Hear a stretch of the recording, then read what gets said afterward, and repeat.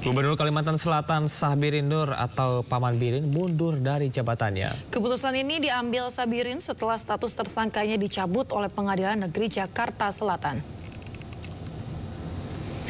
Pemirsa, pengumuman pengunduran diri Sahbirin Nur disampaikan langsung di hadapan ratusan ASN di Gedung Idham Halid, Kantor Sekretariat Daerah Provinsi Kalimantan Selatan.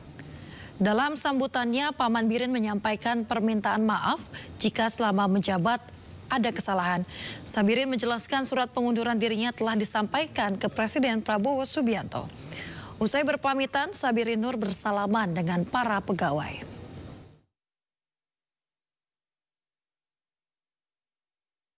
Mohon ampun maaf sekalian pamitan kepada keluarga besar ASN pemerintah Provinsi Kalimantan Selatan.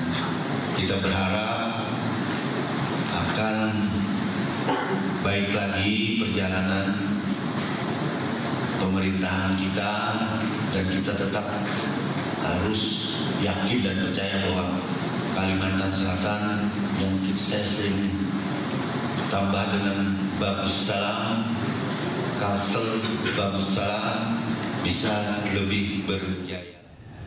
Akhiri dualisme Kadin Indonesia bakal gelar rapat pimpinan nasional atau Rapimnas pada 29 November 2024 mendatang untuk mempercepat musyawarah nasional yang sebelumnya dijadwalkan pada tahun 2026. Pemirsa, Kamar Dagang dan Industri Indonesia mengumumkan Rapimnas tersebut merupakan tindak lanjut kesepakatan antara Arsyad Rashid dan Anindya Bakri. Mereka memegang teguh prinsip bahwa Kadin Indonesia satu dan solid. Prosedur persiapan Rapimnas akan dilakukan sesuai ADART Kadin, dan kepanitiaan Munas juga dibentuk oleh kedua belah pihak dengan waktu dan lokasi pelaksanaan sesuai arahan dari pemerintah. Kadin juga menyebut bahwa Arsyad Rashid tidak akan mencalonkan diri lagi sebagai ketua umum dalam Munas mendatang. Kadin, yaitu yang dari. Nah, pertanyaannya kemudian kenapa harus ada Rapimnas? Ini kan Munas dipercepat, harusnya 2026. Waktu dan tempatnya ditentukan oleh Presiden.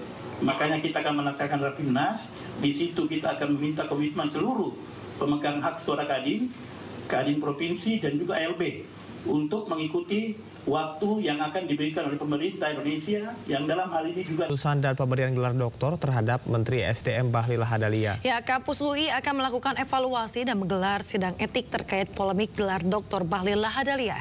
Sementara Bahlil sendiri menepis bahwa dirinya kuliah kilat untuk program doktoral.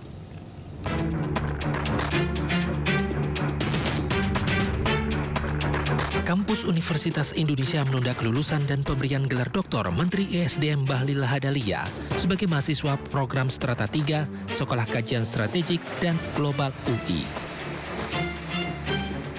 Dalam surat yang dikeluarkan, UI juga meminta maaf atas kegaduhan yang timbul atas nasib akademik Ketua Umum Partai Golkar.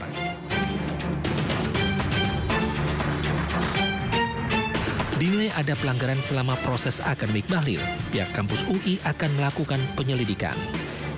Nasib gelar Dr. Bahlil akan diputuskan dalam sidang etik Universitas Indonesia usai proses penyelidikan. Bahlil Lahadalia menepis dugaan persepsi publik bahwa dirinya kuliah kilat untuk program doktoral. Bahlil belum dinyatakan lulus dari studi doktor oleh UI karena masih harus mengikuti proses yudisium pada Desember 2024 nanti. Kalau rekomendasinya mungkin sudah dapat, saya sudah dapat. Di situ yang saya pahami bukan ditangguhkan, tapi memang wisuda saya itu harusnya di Desember. Dan saya kan dinyatakan lulus itu kan setelah yudisium.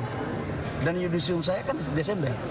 Kalau kemarin disertasi saya itu setelah disertasi kan ada perbaikan disertasi. Jadi setelah perbaikan disertasi baru dinyatakan selesai. Pada 16 Oktober lalu, Bahlil Lahadalia dinyatakan meraih gelar doktor SKSG UI. Bahlil lulus S3 dalam waktu 1 tahun dan 8 bulan dengan predikat cum laude. Namun kelulusannya menuai polemik. Dewan Guru Besar UI menggelar rapat karena dinilai ada kejanggalan selama proses pembelajaran Bahlil Lahadalia. Dari Jakarta, Tim Liputan iNews melaporkan.